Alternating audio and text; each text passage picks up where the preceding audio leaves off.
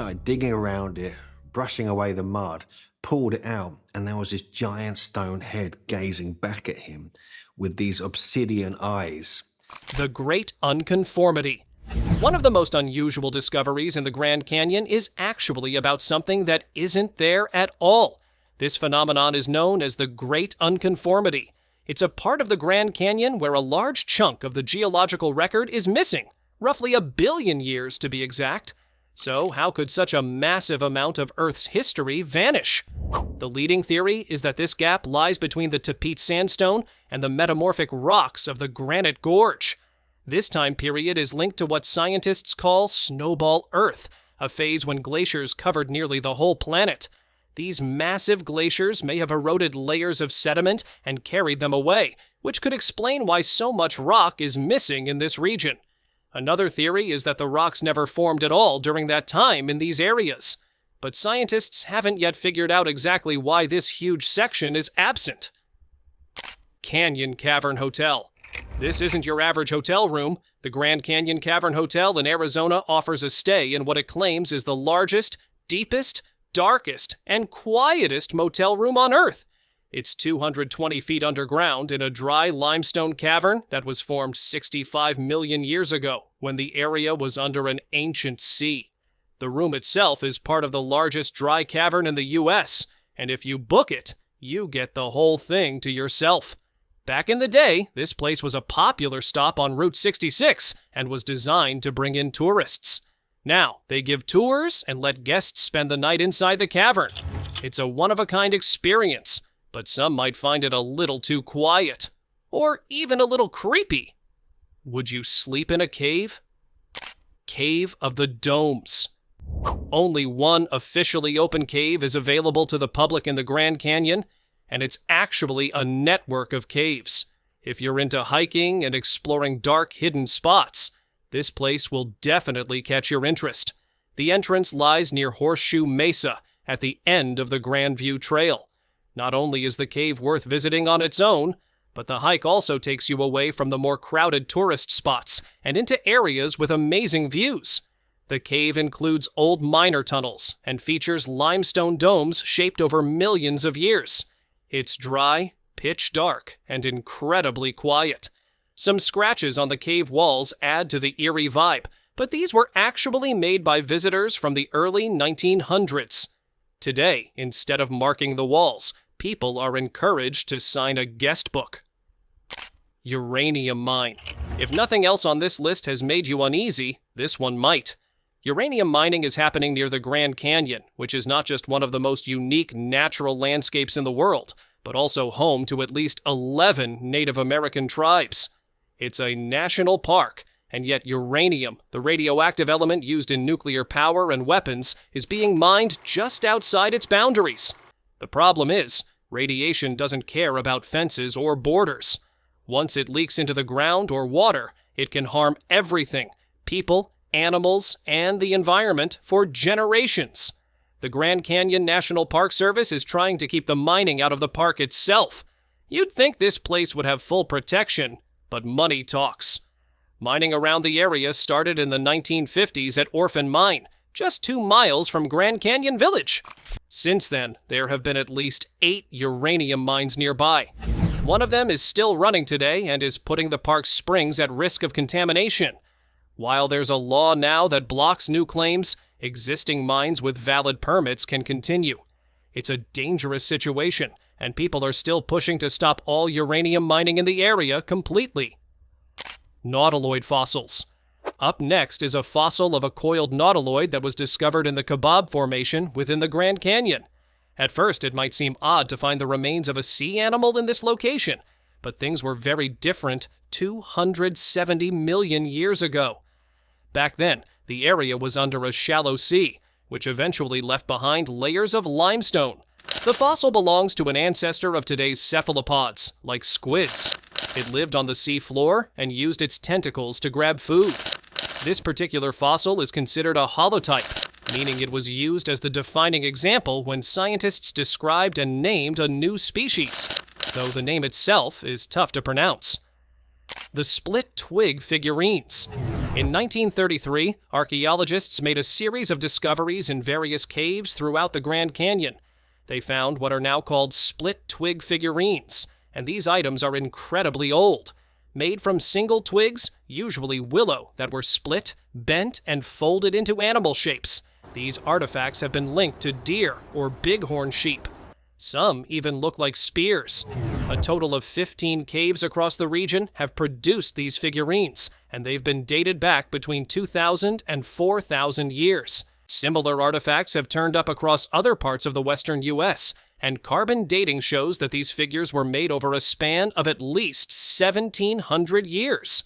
They give us insight into how ancient people in the region lived.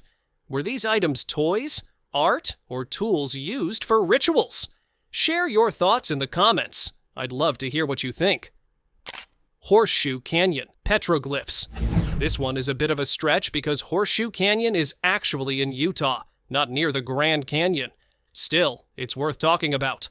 Horseshoe Canyon is known for a kind of rock art called Barrier Canyon style. The petroglyphs here date back as far as 9,000 BC. That's when Paleo-Indians were in the area hunting large animals like mammoths and mastodons. Native American groups are believed to have lived in the canyon until around 1300 AD. The most famous spot is the Great Gallery, where there's a 200-foot-long rock wall covered in life-sized figures, some as tall as 7 feet. These images have survived for thousands of years and are still in good condition. Shasta ground sloth. Sloths today are small and slow, but that wasn't always the case. Around 5 million years ago, there were giant ground sloths, some of which lived in the Grand Canyon during the last ice age. These sloths could be the size of elephants, weighing up to 4 tons, and some of them even walked on 2 legs. One type, called the Megatherium, was found in South America and may have been an omnivore. The Shasta ground sloths were smaller, but still huge. They lived in a cooler, wetter Grand Canyon filled with plants, which made it a good home for a large herbivore. Remains of these animals have been found in caves, including fur, bones, and even droppings that are still intact after 11,000 years, thanks to the dry cave conditions. The Molan Monster. Bigfoot, or Sasquatch, is often described as a large, reclusive creature said to roam deep forests and mountainous regions, mostly in North America. It's often portrayed as a giant ape-like figure, and for whatever reason, people have been fascinated by it for generations.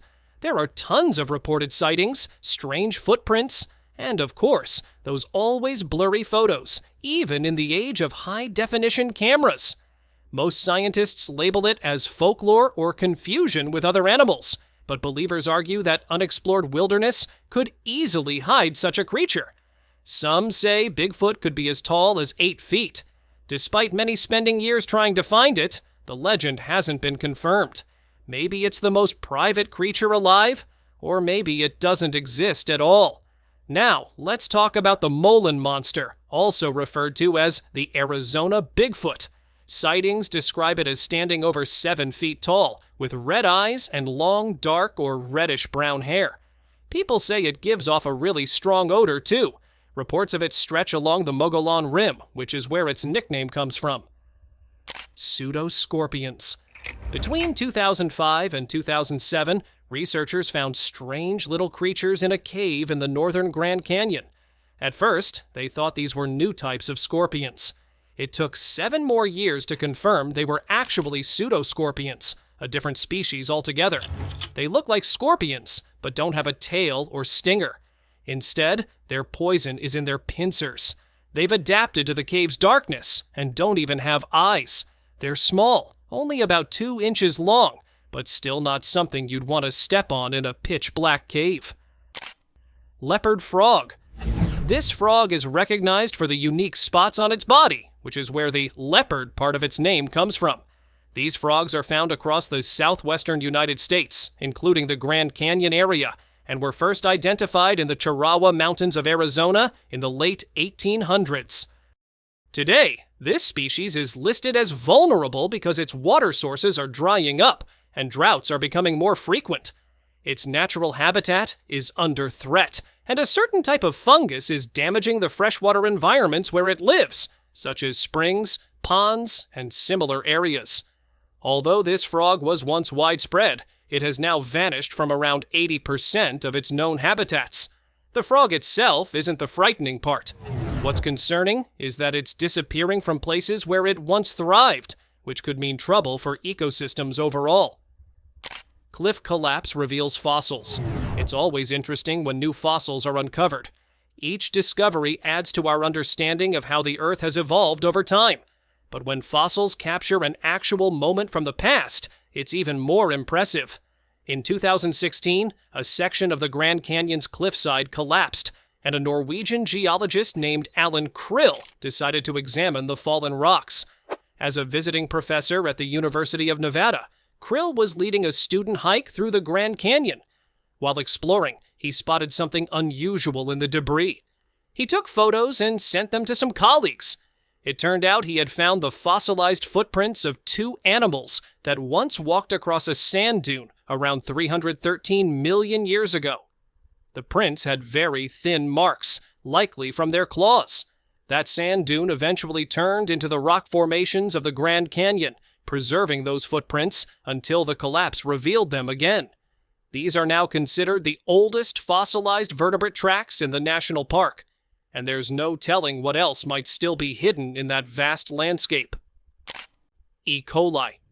E. coli are bacteria commonly found in the environment, in food, and inside the intestines of humans and animals. Gross, I know. This is actually a large group of bacteria. Most are harmless, but some can be quite dangerous. Some strains can lead to urinary tract infections, while others may cause respiratory issues or gastrointestinal illnesses. So, it's best to avoid eating or drinking anything contaminated with E. coli, because it can make you sick, and sometimes very sick. A report from August 2023 said that E. coli was discovered in water near Phantom Ranch, which is the only lodging facility at the bottom of the Grand Canyon. Nobody wants to find E. coli in their water, obviously. But seriously, don't just drink water off the ground. Anywhere. Even in the Grand Canyon, make sure to boil or treat it first. Also, finding E. coli usually means there's fecal matter in the water. So, yeah, that's not something you want to mess with. Salamander-like footprints. The oldest fossils discovered in the Grand Canyon date back between 740 million and 1.2 billion years. These fossils are known as stromatolites and were formed in limestone by photosynthesizing bacteria called cyanobacteria. But the canyon is full of other fossils that help trace how life on Earth has changed over millions of years.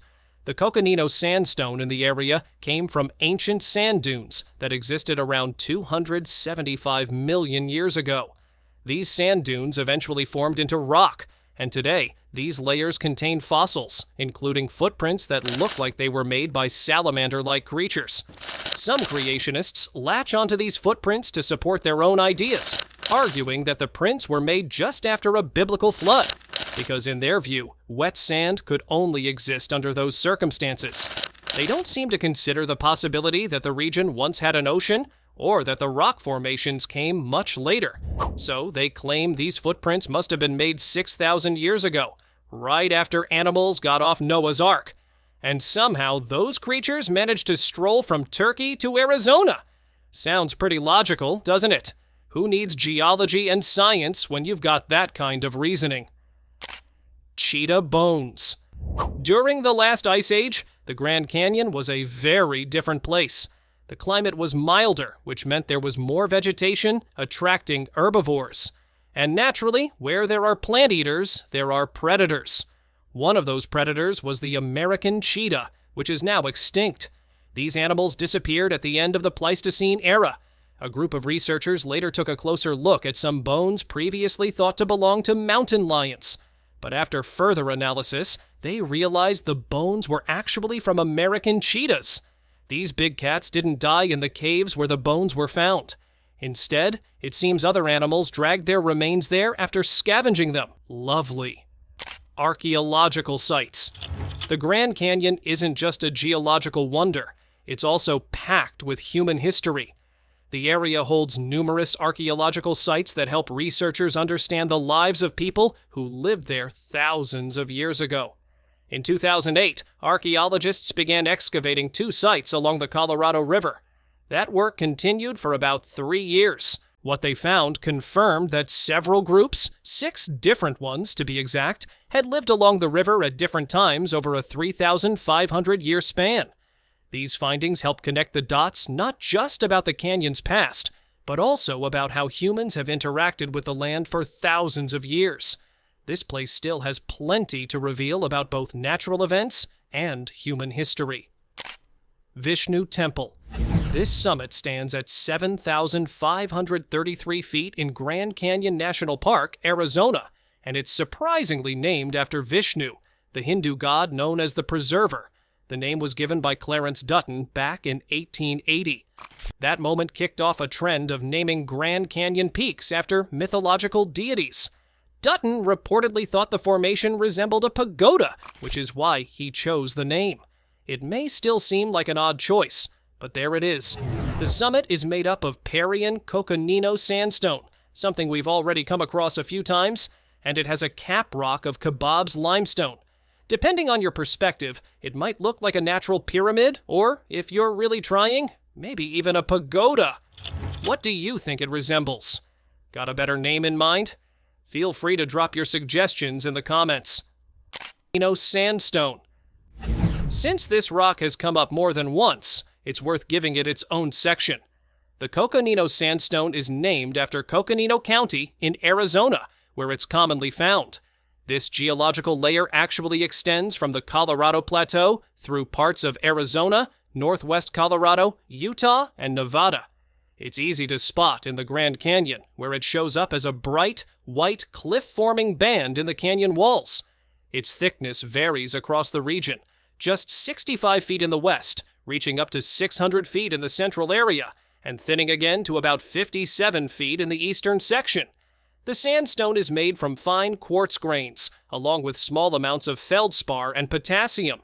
It began forming roughly 275 million years ago and offers a clear glimpse into the Grand Canyon's natural and geological timeline. It has also preserved various natural features like fossilized footprints, ripple patterns, patches of rain, and ancient sand dune layers. Who would have thought a chunk of sandstone could tell us so much? The Supai Village. Supai Village is one of the most isolated places in the United States. It's located inside the Havasupai Indian Reservation in Arizona's Grand Canyon. This small Native American community is only accessible by foot, horseback, or helicopter. About 200 people live there, and it's also the reservation's capital. The area around the village is stunning, with red rock formations, waterfalls, and blue water pools. Even though it's remote, tourists are welcome to visit.